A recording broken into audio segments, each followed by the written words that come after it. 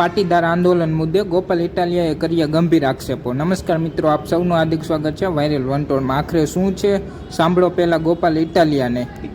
એક દશક પહેલા વર્ષ 2015માં ગુજરાતભરના પાટીદાર સમાજના યુવાનોએ પોતાની પીડા અને પોતાની માંગણીઓ સરકાર સુધી પહોંચાડવા માટે પાટીદાર અનામત આંદોલનના નામથી એક આંદોલન કર્યું। સમાજના મારા સહિત લાખો કરોડો યુવાનોની એવી માંગણી હતી કે પાટીદાર સમાજના પાછળ રહી ગયેલા આર્થિક રીતે અને ગ્રામ્ય વિસ્તારોમાં રહેતા યુવાનો યુવતીઓને શિક્ષણ અને રોજગારની તકોમાં અન્યાય થઈ રહ્યો છે અને માટે પાટીદાર સમાજને અનામત આપવા બાબતે કંઈક વિચારવું જોઈએ। આવી માંગણી સાથે પાટીદાર અનામત આંદોલનની શરૂઆત થઈ। હજારો યુવાનો સ્વયંભૂ આ આંદોલનમાં જોડાયા અને શાંતિપૂર્ણ રીતે મહિનાઓ સુધી રેલીઓ, સભા, સરઘસ આ બધું નીકળ્યું। કોઈ પણ જાતની હિંસા નહીં, કોઈ પણ જાતનો ઉશ્કેરાટ નહીં, માત્ર પોતાની વ્યાજબી વાત વ્યાજબી રીતે શાંતિપૂર્ણ રીતે સરકાર સુધી પહોંચાડવામાં આવતી હતી અને જીએમડીસી ગ્રાઉન્ડ ઉપર એક વિશાળ જનસભાનું આયોજન કરવામાં આવ્યું હતું અને આ સભાની અંદર શાંતિપૂર્ણ રીતે કરોડો લોકો પાટીદાર સમાજના જોડાયા અને આ શાંતિપૂર્ણ સભા પૂરી પણ થઈ। શાંતિપૂર્ણ રીતે પૂરી થયેલી સભામાંથી લોકો જ્યારે પાછા જતા હતા, પાટીદાર સમાજના આગેવાનો, યુવાનો, વડીલો, ત્યારે એમની ઉપર લાઠીચાર્જ કરવામાં આવ્યો। જીએમડીસી ગ્રાઉન્ડ ઉપર લાઠીચાર્જ પછી ગોળીબાર કરવામાં આવ્યો અને 14 જેટલા પાટીદાર સમાજના નિર્દોષ વ્યક્તિઓને ગોળીઓ મારી દેવામાં આવી। ગુજરાતના ઇતિહાસની સૌથી કલંકિત ઘટના આ પાટીદાર આંદોલન દરમિયાન ગોળીઓ મારી એ ઘટના બની છે। સરકાર ઉઠીને ગોળીઓ કેવી રીતે મારી શકે? આ કોઈ અંગ્રેજો નથી, આ કોઈ ભારત પાકિસ્તાનનું યુદ્ધ નથી, આ આપણા જ દેશના, આપણા જ રાજ્યના, આપણા જ પોતાના યુવાનો છે, જે યુવાનો ક્યારેક ભાજપ માટે ચૂંટણીઓમાં કામ કરતા હતા, ભાજપનો પ્રચાર કરતા હતા, બૂથમાં બેસતા હતા, એવા જ લોકો ઉપર ભાજપની સરકારે ગોળીઓ ચલાવી, જાણે કે બે દેશ વચ્ચે યુદ્ધ થઈ ગયું હોય।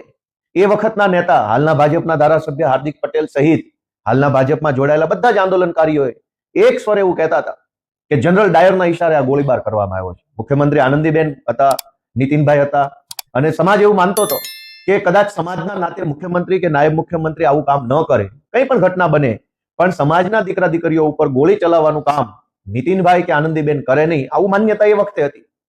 અને આજે 10 વર્ષ પછી નીતિનભાઈ પટેલે એ વાતનો ખુલાસો કર્યો છે। નીતિનભાઈ અમારા સમાજના પીઢ આગેવાન છે, અમારા સમાજના નેતા છે, એમણે અમારા સમાજને ખૂબ નેતૃત્વ પૂરું પાડ્યું છે।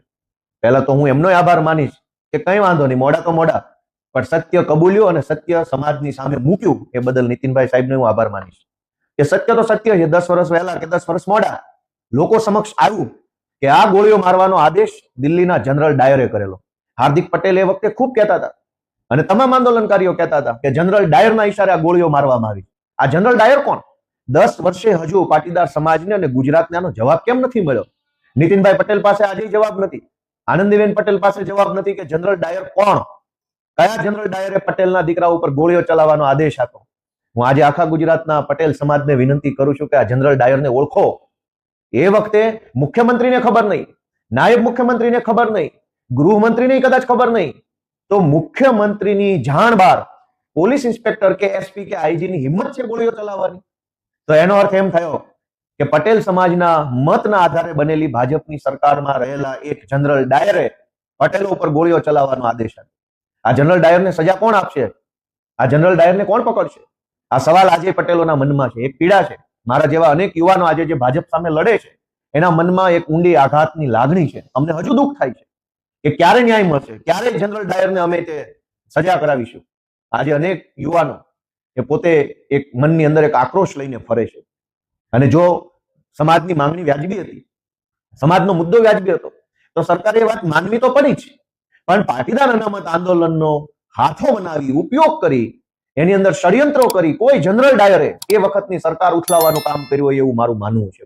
એટલે જનરલ ડાયરે નિર્દોષ યુવાનોને ગોળીઓ મરાવી, જનરલ ડાયરે પાટીદાર અનામત આંદોલનનો દુરુપયોગ કર્યો અને આ જનરલ ડાયરે આખા ગુજરાતને ડિસ્ટેબિલાઇઝ કરવા માટેનું કામ કર્યું છે એ ગુજરાતની જનતા હવે જાણી ચૂકી છે। નીતિનભાઈએ કાલે કબૂલ્યું પોતાના ઇન્ટરવ્યુમાં જાહેરમાં કે નીતિનભાઈએ એસપીને ફોન કર્યો તો એસપી એમની વાત માનતા નતા। એસપીની આવી વખત, એસપીની આ હિંમત કે સરકારના નાયબ મુખ્યમંત્રીને પણ ગાંઠે નહીં। એનો અર્થ એમ થયો કે આ સરકાર એ વખતે પણ અને ત્યારથી લઈને આજ સુધી ખાલી કહેવા પૂરતા નામના મોહરાઓ જ છે। જો નાયબ મુખ્યમંત્રીઓને ખબર ના હોય ને ગોળીઓ છૂટતી હોય, જાણે કે યુદ્ધ થઈ ગયું હોય, એમ તોપો ને ટેન્કો ફૂટતી હોય, તો મુખ્યમંત્રી નાયબ મુખ્યમંત્રી શું કામના? અને હું માનું છું કે 2015માં જ નહીં, આજે ગુજરાતની પરિસ્થિતિ એ છે કે સરકારમાં બેઠેલા માણસો તો ખાલી નામના છે. અસલી સરકાર તો જનરલ ડાયર ચલાવે. આ જનરલ ડાયર આજે પણ ગુજરાતની સરકારમાં હસ્તક્ષેપ કરે છે.